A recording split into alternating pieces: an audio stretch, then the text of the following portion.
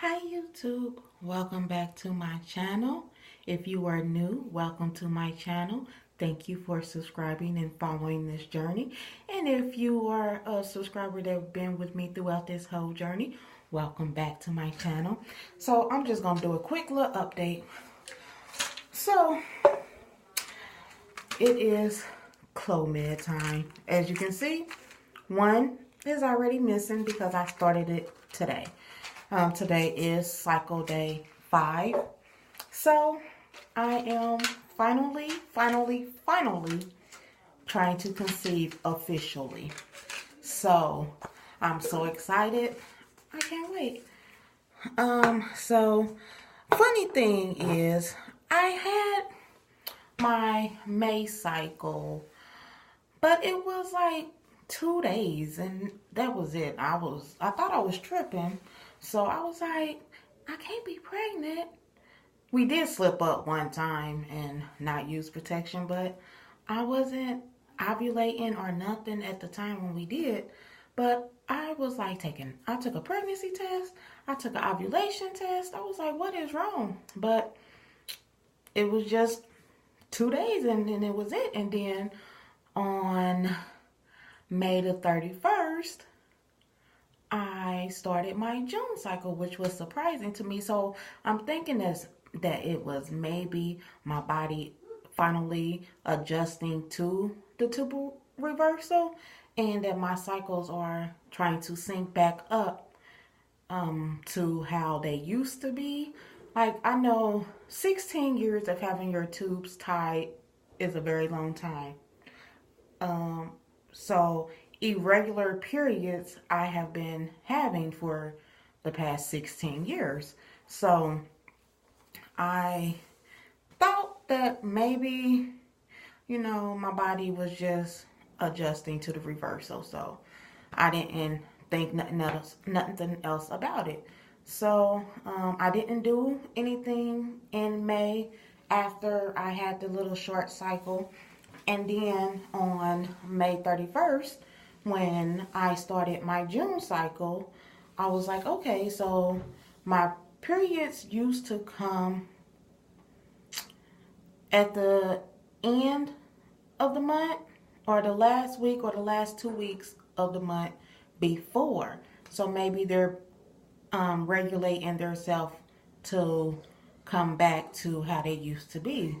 So once May 31st came, I was like, yay, that's cycle day 1 of June cycle. So I was so excited. I was like, well, at least I know now that this is my June cycle and that I can officially start trying to conceive.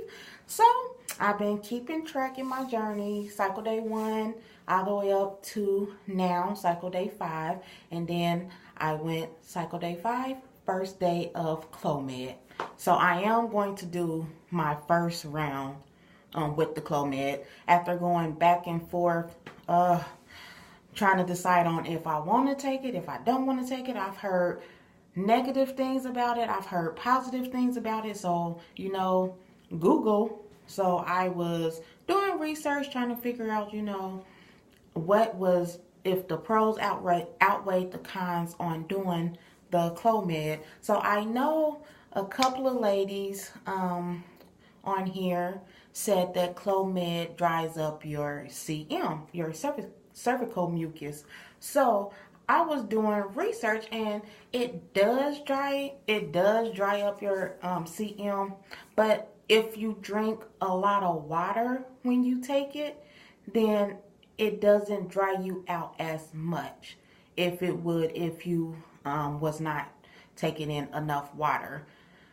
So after doing research and finding information about that and looking at the pros and the cons, I was like, okay, so since they was included with my tubal reversal, I have a 2-month supply. So I'm going to try this round with the clomids, and I hope and pray that when I start testing, I get my BFP. But if not, no worries, that's okay. Then I will try July's cycle without the clomid, and see what happens. And then if I still don't get one, then on my August cycle, I take my last round of clomid that I have and see what happens then.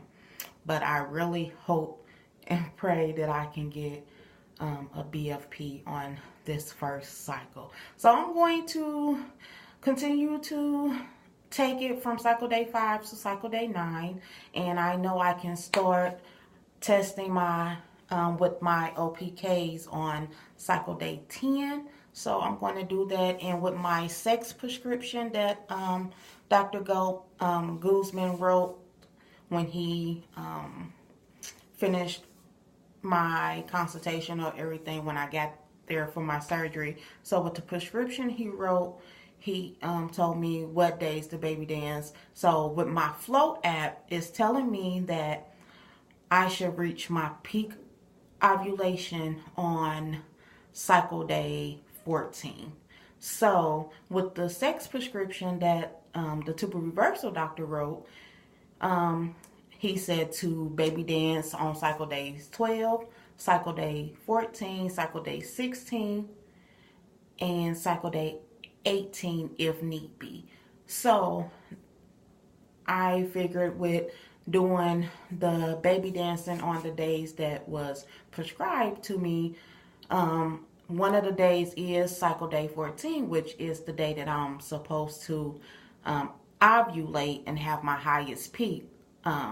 From the information that my Flow app gave me. So we will see. I did get, as you lady know, if you watched the last video, I do have some clear blue digital ovulation test that I'm going to use, but I also have the cheapie. So when I do my ovulation testing, I will use 3 different tests. I will use the 2 different type of cheapies that I have, and then I will use the clear blue digital as well, just to compare all 3 of them and see which one is the most accurate for ovulation.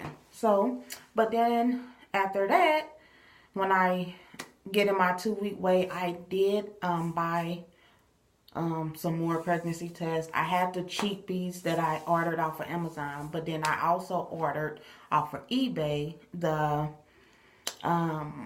first response, the ones that they're digital, but you can put the app on your phone and it tells you once the test is ready and you get the results to your phone. So I got a couple boxes of those that I'm going to use, but I'm not going to use those until I get 2 lines on my cheapie test that I can see, you know. So I will probably start doing the pregnancy test around maybe 10 DPO. I don't want to start too early because I don't want to drive myself crazy.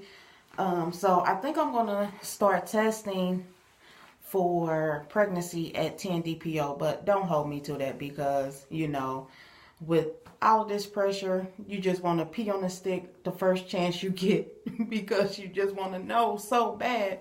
But I'm going to try to hold out until 10 DPO to do the first pregnancy test. But other than that, no new changes. Just started my first round of clomid.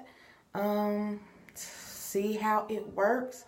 I haven't really experienced any side effects today, and I took it this morning about 10 o'clock when I was at work. So I took it on my break, and I haven't had any signs of the side effects that I read about as of now with the first pill. So I'm hoping that I don't get too many of the side effects and that they don't be too bad.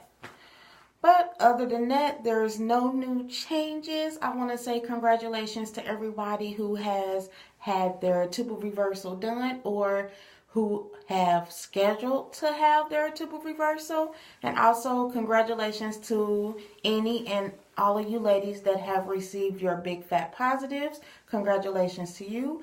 And to the rest of the ladies who are waiting to test or who is waiting to receive their big fat positives, I want to say good luck and baby dust to you. And also to anyone who is struggling on trying to figure out if tubal reversal is right for them. The only thing I can tell you is to please, please, please do your research, because there's so many doctors out here who does tubal reversals, but do your research to make sure you find the doctor that works best for you.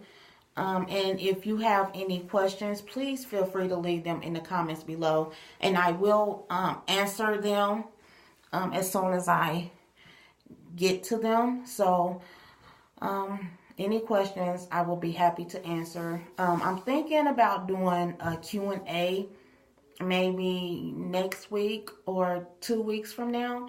Do a sit down Q&A. I have to write out some of the questions that I have already received about my tubal reversal, and just do a quick Q&A tubal reversal informational video for some of the ladies who had questions about tubal reversals. But other than that, I will see you ladies in the next one. Don't forget to like, share, and subscribe. And remember, baby dust to everybody. See you in the next one. Bye.